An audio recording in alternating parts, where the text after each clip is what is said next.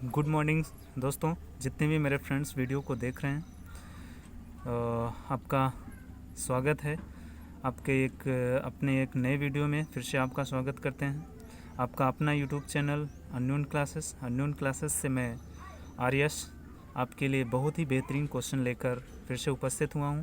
जितने भी मेरे फ्रेंड्स वीडियो को देख रहे हैं, ज़रूर शुरू से लास्ट तक ज़रूर देखें, क्योंकि बहुत ही अच्छे क्वेश्चन लेकर हम फिर से आपके लिए उपस्थित हुआ हूँ।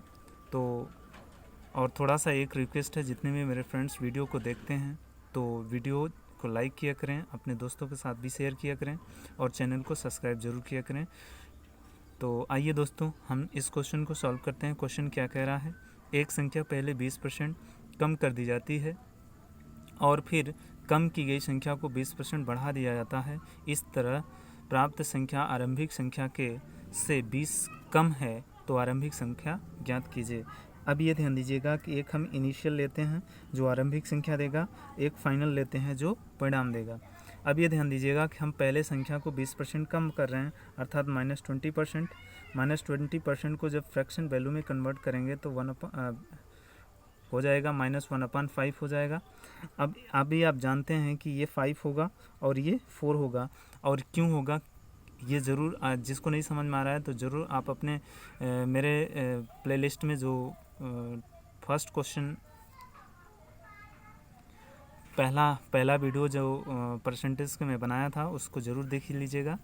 और ये आपका इनिशियल में 5 होगा और फाइनल में 4 होगा। ठीक है दोस्तों, अब ये ध्यान दीजिएगा कि हम क्या कर रहे हैं, आगे स्टेप में क्या कर रहे हैं। फिर कम की गई संख्या को, जो 4 यूनिट आया है, पहले 5 यूनिट था, अब 20% हमने कम किया तो ये 4 यूनिट आया। अब इस 4 यूनिट में हमें 20% की वृद्धि करना है। तो अब ये ध्यान दीजिएगा, थोड़ी सी दिक्कत आती है मेरे फ्रेंड्स।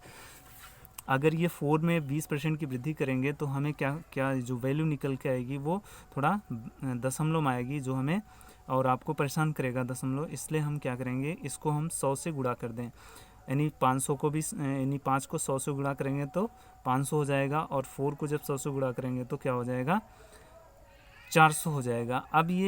अब ये आसान होगा कि इसमें हमें +20% की वृद्धि, यानी +20% का मतलब होता है 20% की हमें वृद्धि करना है। तो 20% की वृद्धि। अब ये ध्यान दीजिएगा, परसेंटेज जितने भी परसेंटेज होते हैं वो अगर 20% कह रहा है, तो अगर हम देखें, अगर ये 100 होता तो 20 ज़्यादा होता, लेकिन इसमें कितने 100 कितने 4 लोग, 400 है तो 400 है, इसलिए हम क्या करेंगे, हर प्रत्येक 100 में 20-20 की वृद्धि होगी तो कितना वृद्धि हो जाएगी, 4 में अगर 20% की वृद्धि करेंगे तो क्या 80 ज़्यादा हो जाएगा, तो ये टोटलिंग क्या हो जाएगा, 480। ठीक है दोस्तों, अब जितने भी मेरे फ्रेंड्स इस चीज़ को नहीं समझ पाए हैं तो वो प्लीज़ इसको सॉल्व कर लीजिएगा।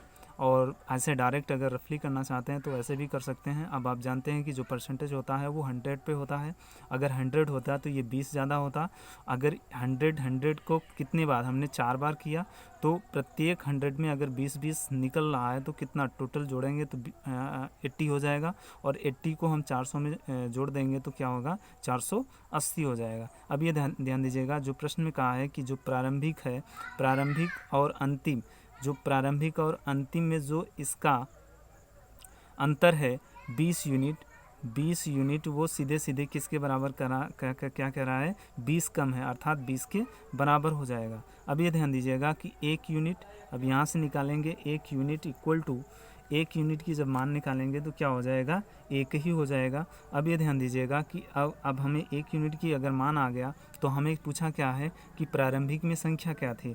तो प्रारंभिक यानी इनिशियल में जो संख्या थी वो क्या थी, वो 500 यूनिट था, 500 यूनिट। अब ये 500 अभी यूनिट है, इसमें हमें 1 यूनिट की वैल्यू को रखेंगे, अर्थात 1, तो ये हमारी जो संख्या आएगी वो क्या आएगी, 500। ये हमारा आंसर जो क्वेश्चन में पूछा था। तो जितने मेरे फ्रेंड्स वीडियो को देख रहे हैं, अगर आपको समझ में आ रहा है तो प्लीज़ शेयर और सब्सक्राइब कीजिएगा, अपने दोस्तों के साथ भी शेयर कीजिएगा, और लास्ट तक वीडियो के साथ बने रहिएगा। बहुत ही अच्छे क्वेश्चन लेके आया हूँ। आइए हम लोग अगला क्वेश्चन करते हैं। देखिए दोस्तों, अगला क्वेश्चन है, इस क्वेश्चन को सबसे पहले पढ़िए। एक संख्या को 20% वृद्धि से प्राप्त परिणाम एक संख्या को हमें क्या करना है, 20% की वृद्धि करना है, और जो प्राप्त परिणाम है तथा उसी संख्या को 20% की कमी से जो प्राप्त परिणाम है, उन दोनों का अंतर कितना होगा, 36 है, तो वो संख्या मेज़र करना है। तो अब ये ध्यान दीजिएगा कि एक इनिशियल जो प्रारंभिक संख्या देगा या आरंभिक संख्या देगा अर्थात संख्या देगा, और फाइनल क्या देगा, उसका परिणाम देगा। अब ये ध्यान दीजिएगा, पहले 20% की वृद्धि यानी +20% को फ्रैक्शन वैल्यू में सीधे अगर सॉल्व करेंगे तो +1/5 हो जाएगा। ये आपको पता होगा क्योंकि 20% हमेशा पूछता है, तो ये तो आपको याद होगा। अगर याद नहीं है तो आप फ्रैक्शन वैल्यू में कन्वर्ट करना जानते हैं। अब ये इनिशियल तो 5 होगा और फाइनल कितना होगा, 6 होगा। अब फिर उसी संख्या को हमें क्या करना है, 20% यानी 25% की कमी करना है। उसी संख्या को हम क्या कर रहे हैं, 25% की कमी यानी -25%। -25% को जब फ्रैक्शन वैल्यू में कन्वर्ट करेंगे तो 1/4 आएगा। अर्थात इनिशियल में 4 होगा और फाइनल में 3 होगा। ये आप जानते हैं। अब ये ध्यान दीजिएगा कि ये जो इनिशियल में जो आरंभिक में संख्या की जो यूनिट है वो अलग अलग नहीं आनी चाहिए, क्योंकि वही संख्या है, न कि दूसरी संख्या है। अगर प्रारंभिक में अगर 5 यूनिट आया था तो अंतिम में यानी दूसरे रेशियो में भी हमें 5 यूनिट ही आना चाहिए। अगर नहीं आया तो इसे हम इक्वल बनाएंगे। इक्वल कैसे बनेगा, इसको हमने 4 से मल्टीप्लाई किए। अगर इसको 4 से मल्टीप्लाई किए तो इसका जो रेशियो में 6 था, इसमें भी 4 से मल्टीप्लाई करेंगे। अब ये 4 है, 4 को जो है 5 से मल्टीप्लाई करेंगे। अगर इसमें 5 का मल्टीप्लाई किए तो इसके रेशियो में 3 भी है, तो इसमें भी 5 का मल्टीप्लाई करेंगे। अब ये ध्यान दीजिएगा, इसको मल्टीप्लाई करके इसको लिखेंगे तो कितना होगा, 24 होगा। इसे जब करेंगे तो क्या होगा, 15 होगा। अब ये ध्यान दीजिएगा कि जो इसका परिणाम आया है, पहले 20% की वृद्धि किए और फिर 25% की कमी किए, तो इसमें जो परिणाम आया वो परिणाम कितना आया, वो परिणाम यानी जो अंतर आया है वो कितना है, 9। कितना आया है, 9 यूनिट। अर्थात जो 9 यूनिट है ये सीधे इस परिणाम में जो अंतर आया था यानी 36 के बराबर हो जाएगा। अब एक यूनिट की जब मान निकालेंगे, एक यूनिट का मान निकालेंगे तो क्या हो जाएगा, 4। अब ये एक यूनिट का मान आ गया तो हमें मेज़र करना है कि वो संख्या क्या थी। तो वो संख्या अगर निकालना है, अर्थात इनिशियल ही हमारा संख्या देगा। संख्या अगर निकालना है, संख्या क्या निकलेगा, 20 यूनिट। जो 20 यूनिट है, 20 यूनिट हमारी संख्या थी। अब ये यूनिट में थी, ये संख्या नहीं है। तो अब इसको हम क्या करेंगे, 20 इंटू एक यूनिट की वैल्यू को रख देंगे, अर्थात 80। ये हमारी वो संख्या होगी जो हमें क्वेश्चन में पूछा था। ये हमारा आंसर हो जाएगा। ठीक है दोस्तों, अगर मेरे फ्रेंड जितने भी वीडियो देख रहे हैं, अगर आपको समझ में आ रहा है तो प्लीज़ शेयर और सब्सक्राइब कीजिए, अपने दोस्तों के साथ भी शेयर कीजिए और लास्ट तक वीडियो में बने रहिए। और अगला क्वेश्चन हम लेते हैं, बहुत ही अच्छे क्वेश्चन है, उस क्वेश्चन को भी देखिए। अगला क्वेश्चन है दोस्तों, आप ये देखिए, अगला क्वेश्चन है, एक वस्तु की कीमत में 21% की कमी से एक आदमी को 100 रुपये में 3 किलो अधिक खरीद सकता है। वह वस्तु का प्रति केजी घटा हुआ मूल्य यानी अंतिम मूल्य हमें मेज़र करना। जब उसके मूल्य में 21% की कमी हो जाती है, उस समय उसका मूल्य कितना होगा वो हमें मेज़र करना है। तो वो कैसे निकलेगा, आप देखिए। वो आप देखिए, एक इनिशियल होगा और एक फाइनल होगा। अब पहले उसके कीमत में कमी हो रही है, अर्थात जो भी ये रेशियो लिखे जाएगा वो क्या होगा, रेट होगा।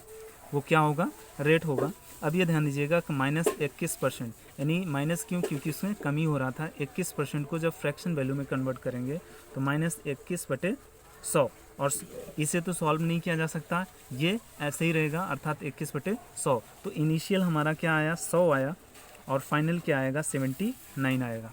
ठीक है दोस्तों, अब ये ध्यान दीजिएगा कि पहले उसका रेट 100 यूनिट था। अब उसका फाइनल में उसका रेट जब 21% कम हो जाता है तो उसका जो रेट था वो रेट कितना हो गया, 79 यूनिट हो गया। अब इन दोनों का एलसीएम निकालेंगे तो क्या होगा, 79 इंटू 100, यही तो होगा, 79 इंटू 100 होगा कि नहीं होगा।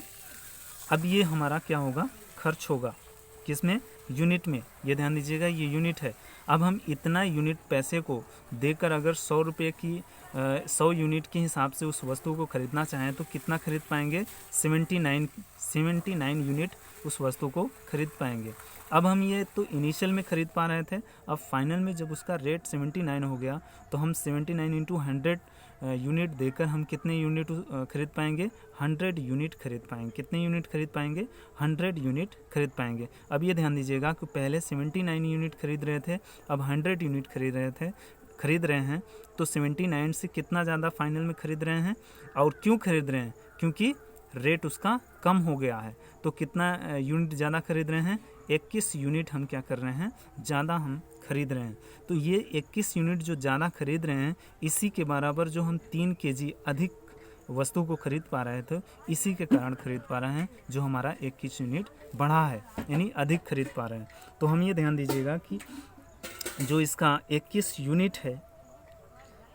यूनिट है वो सीधे 3 kg के बराबर हो जाएगा। अभी 1 यूनिट की जब वैल्यू निकालेंगे तो हमारा 1/7 हो जाएगा, इतना kg हो जाएगा। अब ये हमारा 1 यूनिट का माना गया। अब 1 यूनिट का माना गया तो हमें निकालना क्या है? घटा हुआ मूल्य, अर्थात लास्ट में, यानी मूल्य में कमी होने के बाद उसका मूल्य हमें मेज़र करना है। तो अब ये ध्यान दीजिएगा कि हमने लास्ट में यानी फाइनल कंडीशन में जो खरीद रहे हैं वो कितना खरीद रहे हैं? 100 यूनिट। तो यानी फाइनल अगर देखें तो खपत का मतलब है कि जो हम खरीद रहे हैं कितना खरीद पा रहे हैं। तो अब ये ध्यान दीजिएगा 100 यूनिट खरीद रहे थे, कितना यूनिट खरीद रहे हैं? 100 यूनिट। तो अब 100 को जब 1 यूनिट के वैल्यू को रखेंगे तो 1/7, अर्थात इतना kg खरीदेंगे। अब ये फाइनल में हमें मेजर करना है मूल्य। तो मूल्य कैसे निकलेगा? आप ये जानते हैं कितना पैसा दे रहे हैं। मूल्य अगर मेज़र करना है फाइनल में, मूल्य अगर मेज़र करना है तो कितना? 100 रुपया दे रहे हैं, और 100 रुपया में हम कितना खरीद पा रहे हैं?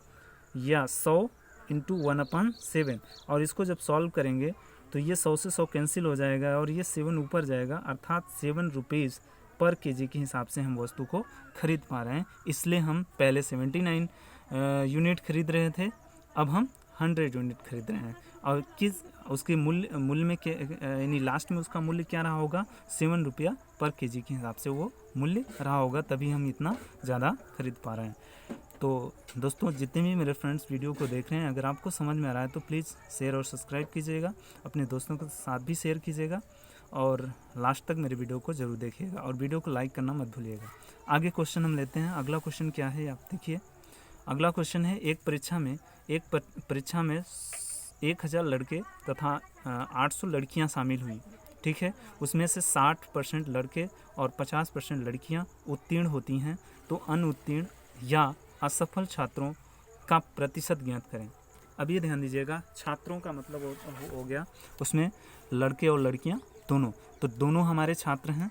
तो कितने परसेंट दोनों यानी लड़के और लड़कियां असफल हुई, वो हमें मेज़र करना है। अब ये ध्यान दीजिएगा, सबसे पहले 1000 जो लड़के हैं, 1000 कौन है? लड़के। कितने उत्तीर्ण हुए? यहाँ उत्तीर्ण लिखते हैं, उत्तीर्ण, यहाँ उत्तीर्ण लिख रहे हैं और यहाँ अनुत्तीर्ण लिख रहे हैं।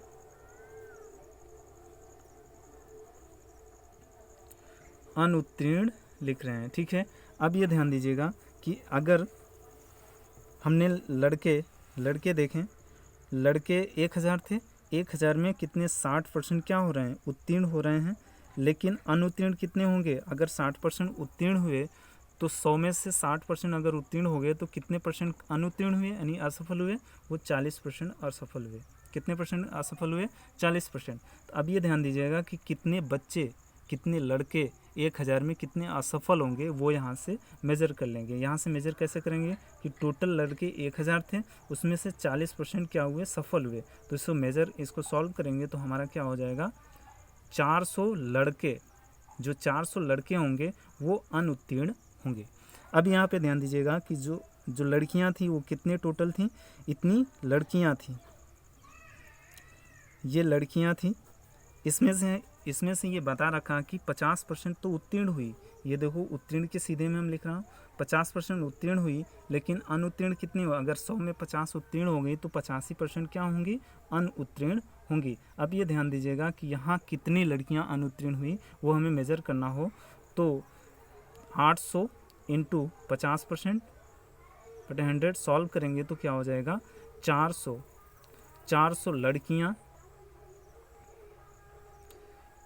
लड़कियाँ अनुत्तीर्ण हुई और 400 लड़के अनुत्तीर्ण हुए। अब ये परसेंटेज अगर असफल छात्रों का प्रतिशत निकालना है, असफल छात्रों